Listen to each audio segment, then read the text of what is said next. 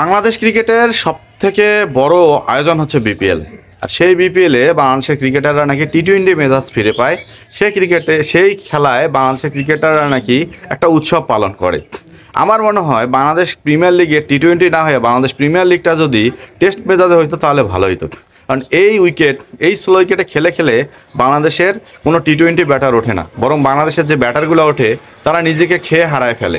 হ্যাঁ, হঠাৎ করে ঝড়ে বক পড়ার মতো কিছু প্লেয়ার উঠবে বাংলাদেশ প্রিমিয়ার লিগ থেকে, এরপর তারা হারায় যায়। আপনারা যদি খেয়াল করেন, মুনিম শাহরিয়ার ঝড়ে বক পড়ার মতো উঠছিল, হারায় গেছে। নাইম শেখ এক সেজনেই নাকি বেশি রান করছে, তাকে ন্যাশনাল টিমে নিতে হবে, হারায় গেছে।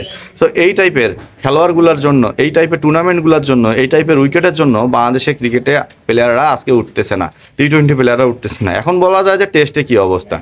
বাংলাদেশ যখন টেস্ট খেলতে নামে তখন বাংলাদেশের মেজাজ হয়ে যায় কি বিপিএল স্বরূপ। তারা জানে যে এখানে টুকে টুকে 50টা রান করলেই আমার একাদশের জায়গায় কনফার্ম।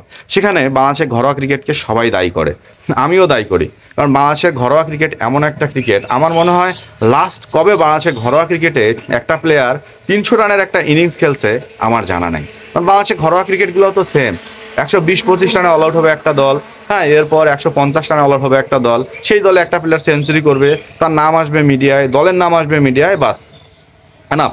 বাংলাদেশের ক্রিকেটের জন্য এতটুকুই এনাফ। কিন্তু বাংলাদেশ ক্রিকেটে কখনো দেখা যায় নাই যে ওই যে মোহাম্মদ আশরাফুল একটা ট্রিপল সেঞ্চুরি করছে, ওই যে আমাদের তামিম ইকবাল ভাই একটা ট্রিপল সেঞ্চুরি করছে। বাংলাদেশে নতুন কোনো নামকে আমি এখন পর্যন্ত দেখলাম না যে ট্রিপল সেঞ্চুরির একটা রেকর্ড বাংলাদেশের ঘরোয়া ক্রিকেটে আছে। তাহলে বাংলাদেশের প্লেয়াররা টেস্ট কিভাবে শিখবে, যেখানে তাদের ধৈর্যের পরিচয় নাই, যেখানে তাদের মানে টেস্ট মেজাজ যে একটা আসবে, ক্লাসিক যে একটা ব্যাটিং শিখবে সেটাই নাই। তাহলে বাংলাদেশের প্লেয়ারদের টেস্ট খেলায় লাভ কী? ওই যে ওডিআই খেলাবেন, ওডিআই খেলেই বাংলাদেশকে টেস্ট খেলাবেন, অথচ ইন্ডিয়ার একটা 13 বছরের ছেলে ট্রিপল সেঞ্চুরি, ডাবল সেঞ্চুরি এবং টি-20তে সেঞ্চুরি করে আইপিএলে দল পায়, সেখানে বাংলাদেশের ক্রিকেটাররা দল পায় না। তাহলে বাংলাদেশের ঘরোয়া ক্রিকেটের মান উন্নয়ন নিয়ে যে এত কথা হয়, তাহলে বাংলাদেশের ঘরোয়া ক্রিকেট কি আদৌ আগাবে, নাকি সারা জীবন এভাবেই বাংলাদেশের ঘরোয়া ক্রিকেটটা থেকে যাবে এবং এভাবেই চলতে থাকবে বাংলাদেশের ঘরোয়া ক্রিকেট? যে ঘরোয়া ক্রিকেটের উপর ডিপেন্ড করে একটা প্লেয়ার আসে। আপনারা আফগানিস্তানের সাথে তুলনা দিচ্ছেন বাংলাদেশকে কিছুদিন ধরে। আপনারা আফগানিস্তানের ঘরোয়া ক্রিকেট কাঠামো জানেন? তাদের নাকি খেলার মাঠ নাই, তারা যুদ্ধ বিধ্বস্ত দেশ। সেই দেশে, হ্যাঁ, বাংলাদেশে যেখানে একটা গাছ জন্মায় না, সেখানে 7-7 জন আইপিএল খেলার মতো ক্রিকেটার জন্মায়, যাদের কোনো হোম ভেন্যু নাই, যারা মাঠ ভাড়া নিয়ে নিয়ে খেলতে অভ্যস্ত। সেখানে তারা বাংলাদেশকে এখন পাত্তা দেয় না। বাংলাদেশ গিয়ে তাদের সাথে হোয়াইট ওয়াশ হওয়ার চিন্তা থাকে। টেস্টে একটা মাত্র টেস্ট খেলতে, সেখানেই তো বাংলাদেশ হেরে গেছে।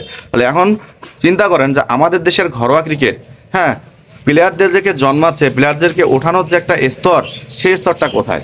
বাংলাদেশে 64টা জেলা আছে। 64টা জেলার কয়টা জেলায় প্রিমিয়ার লিগ হয়? এই 64 জেলার কয়টা স্কুল আছে যেখানে স্কুল লিগ হয়, যে স্কুলের খেলোয়াড়দের খেলা হয়? কয়টা উপজেলা আছে যে সেখান থেকে প্লেয়ার বাছাই হয়? 64টা জেলা আর 8টা বিভাগের মধ্যে ওই গণাগাতা যে কয়েকটা জেলায় হয়, তো সেই কয়েকটা জেলা থেকে প্লেয়ার আসে, কিন্তু 64 জেলা হয় না। অথচ আফগানিস্তানে 512টা ক্লাব টিম এবং তাদের যে প্রদেশ আছে সেই প্রদেশের টিম, হ্যাঁ, টিমগুলা জাতীয় খেলা রেজিস্টার করার জন্য তারা উঠে পড়ে লেগে থাকে। তাহলে এখন আফগানিস্তান আগাবে না তো বাংলাদেশে আগাবে? আফগানিস্তানের খেলোয়াড় বাড়াবে না তো বাংলাদেশে খেলোয়াড় বাড়াবে? আপনারা ইন্ডিয়ার দিকে তাকান, ইন্ডিয়াতে অনেকগুলো ট্রফি হয় না?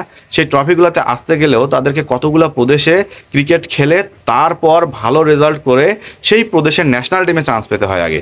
সেই ন্যাশনাল টিমে চান্স পাওয়ার পর আন্ডার-19 খেলতে হয়, 18 খেলতে হয়, 17 খেলতে হয়, তারপর ঋষভ পান্ট, বিরাট কোহলি, হ্যাঁ, পৃথিবী শাওয়ার, হ্যাঁ, শ্রেয়াস আয়ার, রিঙ্কু সিংয়ের মতো খেলোয়াড়রা গড়ে ওঠে। কিন্তু বাংলাদেশের খেলোয়াড়দের ওই যে ঢাকা লিগ খেলবে, এরপর এনসিএল খেলবে, হ্যাঁ, এই সব খেলে তারা ন্যাশনাল টিমে আসে, 2-3টা লিগ খেলে।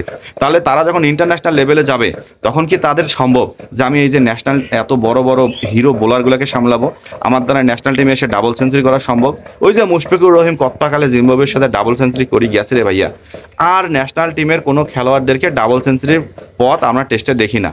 তার মানে বাংলাদেশ ক্রিকেট এখন যে অবস্থায় আছে, টেস্ট ক্রিকেট, ওডিআই ক্রিকেট এবং টি-20 ক্রিকেট, এই অবস্থা থেকে বের হতে যদি বাংলাদেশের ঘরোয়া ক্রিকেটের রান পরিপূর্ণ না হয়, তাহলে আমার মনে হয় বাংলাদেশ ক্রিকেটে উন্নয়ন সম্ভব না, বাংলাদেশের উন্নতি কখনোই হবে না। বাংলাদেশের খেলোয়াড়রা ন্যাশনাল টিমে আসবে ঠিকই, ওডিআই টি20তে আসবে ঠিকই, সেটা আসবে চেহারা নিয়ে, সেটা আসবে তারা তাদের দেখা যাচ্ছে স্টাইল মেস্টাইল নিয়ে, কিন্তু মেন যে খেলা সেখানে লাউ আর কদুর মধ্যে যেমন কোনো পার্থক্য নাই, তেমন তাদেরও অবস্থা হয়ে দাঁড়াবে এবং দিন দিন তাদের গ্রাফ সবসময় নিচু হয়ে যাবে। এই হচ্ছে বাংলাদেশ ক্রিকেটের বর্তমান অবস্থা। আর এই অবস্থা চলতে থাকলে বাংলাদেশের ক্রিকেট থেকে পাবলিকের মুখ ফিরায় নিতে আর সময় লাগবে না।